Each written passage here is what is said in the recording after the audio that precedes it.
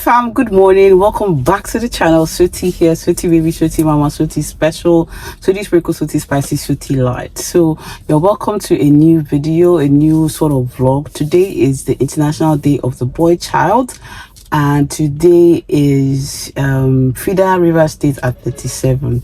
So we have two major celebrations. I don't have a son. I wish I did. I have godsons, okay, but I don't have a particular son. So like a biological son rather. So I'm just celebrating as like in solidarity, right? I have a radio interview in a few hours, actually in about an hour and a half, so I have to go home and go and change and get ready. But I wanted to, before I show you a clip or clips of the radio interview, I wanted to quickly talk about the role of fathers, okay, in raising boys especially, but raising children, and the fact that a lot of the times fathers are nowhere to be found. Some fathers, we've talked about intentional parenting on this channel, but I want to specifically talk about the boy child because we see it a lot that people keep saying, oh, we are focusing on the girl child and we're focusing about the boy child, focusing on girl child, focusing about the boy child. But my question is, who is forgetting? It's the same women that even as little as we are doing, because I don't think we're doing enough for the boy child, and I agree, but the same women that are still trying to fight for the rights of the boy child are still trying to emphasize protection of their education, their health, their well-being, and all of that stuff. Where are the men in this thing? Where are fathers in this thing? How many organizations in Port Harcourt focus specifically on boys, or at least include boys in that? You see all sorts of human rights organizations, and when they're talking about human rights, most of the time they're talking about women's rights or girls' rights. Where are the boys? I know FIDA specifically is handling a few rape cases, abuse, and all of these things, but we need involvement of men. We need partnership with men. We need partnership with fathers. A lot of this stuff have the things we see boys do, act out, all the things that happen, it starts from the home. A lot of it starts from inside the home. So we need to address these issues first and foremost, and then, you know, like we need to get men, we need to get civil society organizations, we need to get fathers involved in raising of the boys. Gone are the days where you say men were hunters and gatherers. Now men are doing all sorts of things, right? We need to encourage boys. We need to show them good examples, that it's not just Yahoo plus, it's not just on colos, sagging and doing all sorts of things, you know, that will get you, you know, a good life. You know, we need to talk about other forms of education apart from formal education, you know, vocational training, STEM training, all these kinds of things. Some people are geniuses abroad and they didn't go to school the way we did, like, you know, that kind of thing. We just need to encourage boys to explore their creativity, to touch their emotions, to be free and be real. Okay, all these boys don't cry, boys don't this, boys don't that. No, we're not helping boys and men in the future, and these boys grow up to be the fathers of our daughters that we are training so well. So we need to focus and train the boy child. Domestic chores, respect, etiquette, how to just be real and be not rude, you know, that kind of thing, how to treat women, how to be with women, all sorts of things. I just want to quickly say this, that yes, we're celebrating the boy, and even the theme, I'll write the theme out here, it's talking about aggression and all of that. We need to try to start from the home, from the fathers. Like, where are the fathers? Start from home. Be present. Even when you are busy, be present. Notice when your children, your boys are doing all sorts of things. All those habits of, you know, taking boys to prostitutes and encouraging them, like when they come and report you that they've been molested, you say you're a man now. You have broken. It has, like, I don't know how to say it. Like it's they've, when you have been disvirgined or whatever, but not with consent. When you are a child or when you are younger, it shows that you're a man. No, these things affect men, and it affects how they view sex and how they view women and men and all of those things in the future. So we need to address these things right now, okay? Right now. So let me know your thoughts. If you're a boy mom or you're a boy dad, okay? Because it's not just moms that are raising boys. See, there's nothing like a father's love. There's nothing like a father's affirmation. There's nothing like a father's influence. You can't get it anywhere. You can try to replace it with spiritual fathers. You can try to replace it with uncles and all of that. But biological fathers, even in the Bible, the role of a father, when a father is blessing, you talk about Jacob, you talk about Isaac, you see the blessing of a father is something, it changes destinies. It alters plans. When Ephraim and Manasseh were doing like this and Jacob said no, he switched the hands. So it was Jacob now. Yes, he switched the hands. He knew there's a role of a father in society and raising children that mothers. No matter how much you pray, you can try, but you can't replace it. So please, mind that is watching this, or if you're a woman, okay, that has a man that needs to listen to this, please encourage them that we need to be more present for our boys, okay? Anyway, so let me go get ready and change, and then I'll take you to the interview.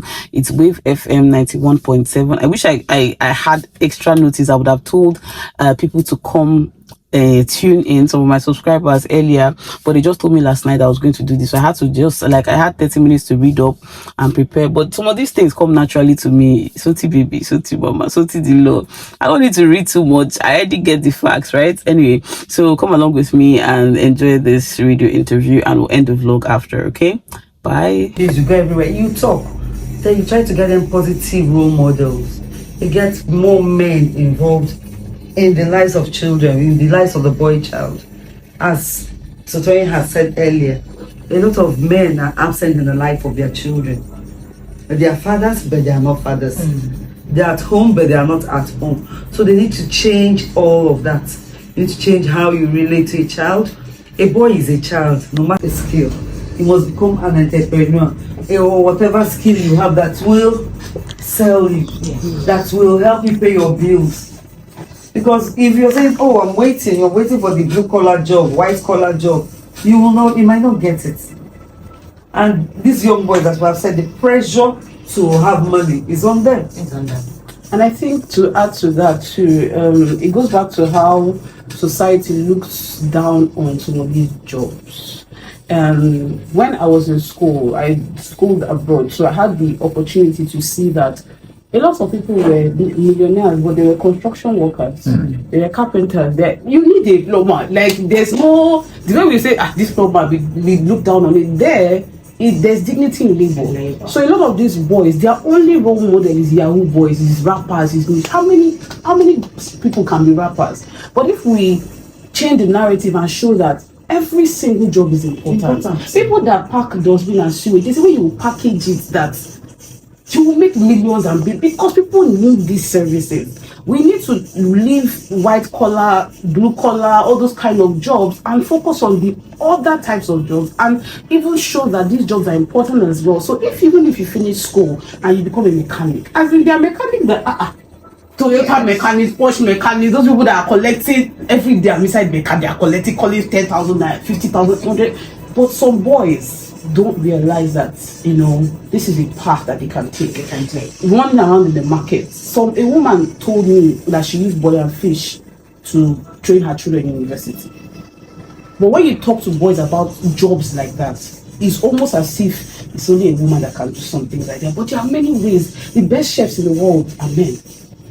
So I think it's also back to our idea of masculinity and what a man can do, especially in Nigeria. Yes. It's not by following politicians and carrying bags. That's the way we are seeing. There are only certain types of things that we think will bring money.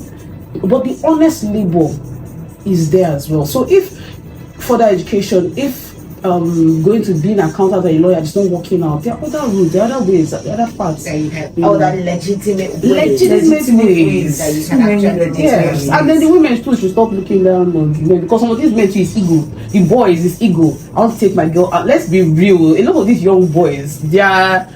So there's a man that's here. They tell your all you're thinking about is how to carry your babe out. And then you want to hustle so that you can go to. No. So girls, we need to try it, and I'll help these boys small, They have indicted me. Come and defend yourself. Interesting. So there's this question that's been on my mind, and that's talking about the masculinity. Let's look at ways that we can encourage that positive masculinity in the boy child, while we also look at dispelling that gender stereotype that's not working in our society. What are some of these ways that we can use to get across to that? We should learn to celebrate men that are doing honest jobs. Make them role models out there. When you see someone doing well, not a criminal, not a Yahoo person, not a politician, we should learn somebody to doing legitimate well. You're doing it well. Oh, this guy is a hairdresser. He's doing it very well. let's applaud him. He's doing it very well.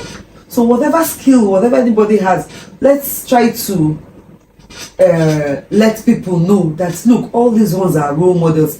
It's not the media especially should help us spread this message, because what they have, the wrong impression they have out there, that as you're coming out at 18 you must buy a car. That's the impression. 18 you don't even know yourself very well, and you're thinking of making millions at 18. Yes, there are honest ways of making millions at 18 online, but have a lot of ways of making money these days online. We know that. A very important question that we would like to ask is the boys not speaking up when things happen to them. Take for instance, I'm going to use the issue of rape. We have a lot of women talk about rape and what they have been through, but you have boys not talking about these things. And we know, a lot of persons know that boys have experienced that as well, but they do not talk about it. They suppress it in such a way that in the future it manifests, and then they will say maybe it's a banji or something, or the person is just not trained, you know, when they start to manifest some of the things that they have suppressed. So we talked okay, first of all, we actually have cases of boys abused that have spoken up. Okay. We have cases in court, ongoing in court. So it's not as if they are not speaking. They are fewer in number coming up to speak. There are very few that are speaking about it. Yes. Okay. Not so. We have abuse. You hear stories of fathers taking their sons when they get to 14, 15 to brothels that, oh, when a prostitute on a shower finishes with you, you will now become a man or something like that. You hear things like that. So how do boys even realize that they are being abused? And also, the one of men abusing the boys being abused by men. That's The culture of shame. Yes, culture of shame. Culture of shame will not want the boy to speak up. Yes. But the boy will want to. After I'm a man, how will I go and tell someone that I was abused by a fellow man? So those are the things. Those are some of the reasons why they don't speak up. You say, how would I go up? What will I tell them that another man touched me? No, now let me keep it to myself. So that's the thing that we're looking at. That's why we keep drumming it. Any abuse that happens, it's not you. You are just a victim. The person is a victim, no matter what. It's the abuser that needs to be shamed. So now we need to talk more on them speaking out, the victims speaking out and talking about it, train away shame. Yes. And that's why it goes back again to having more men, because a man will feel more comfortable talking to another man or a father figure about this. But sometimes you find that even when you report to some of these fathers, they say, no be man, you be. How can you? So Let's we need to quickly now. take this call. Okay. Yes. Good morning. Very much for your thoughts. Interesting. And that corroborates some of the very disturbing sides that we tend to see in Rivers State, somewhere around GRA. If you're approaching GRA from the Waterlines area, you find a streak of boys just littered across the road doing nothing. And, you know, sometimes it can be disturbing. That's an important point, and believe me, it's been noted. Thank you very much for your contribution. You'd like to react to that? That is, when you talk of the issue of street children, it still goes back to the family. They were born somewhere. We still need to talk to the family. The family needs to gather their children. The family is like the foundation. It's the foundation of society. Everything. When it goes wrong at the family, it goes wrong, and the society goes wrong. So we need to.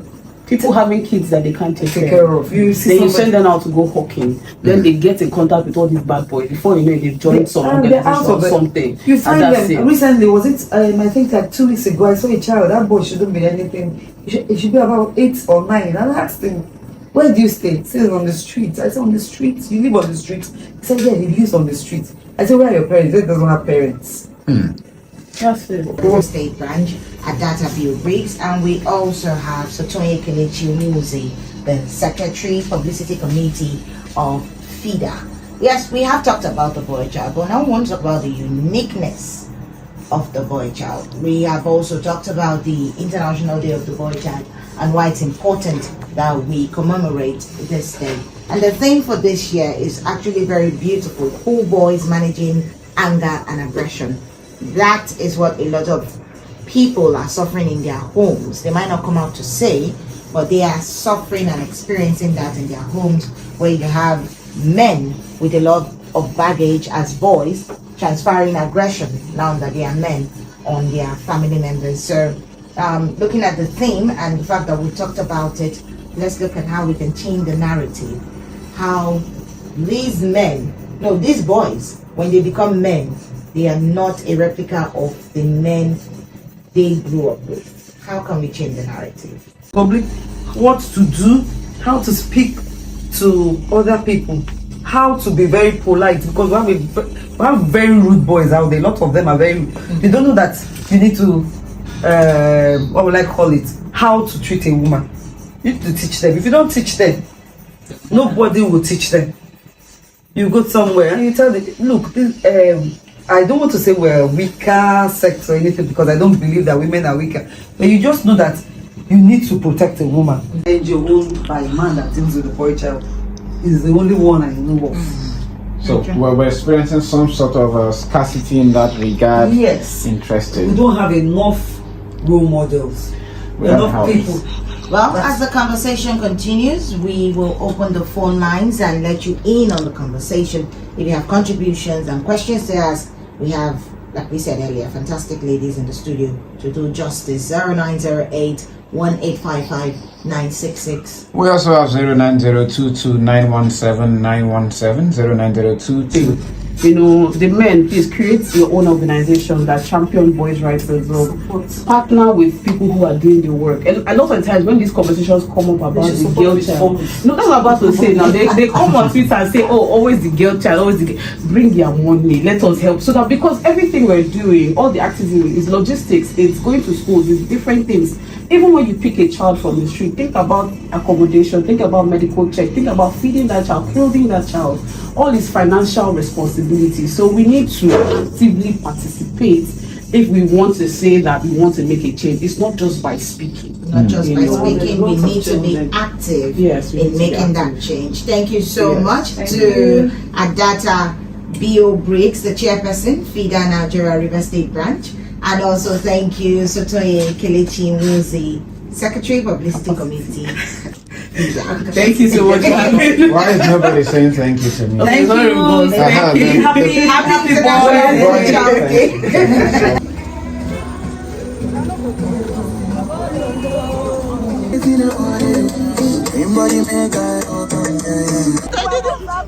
Yes, I was. Be careful, though. This is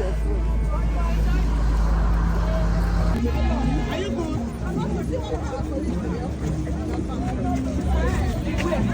Okay.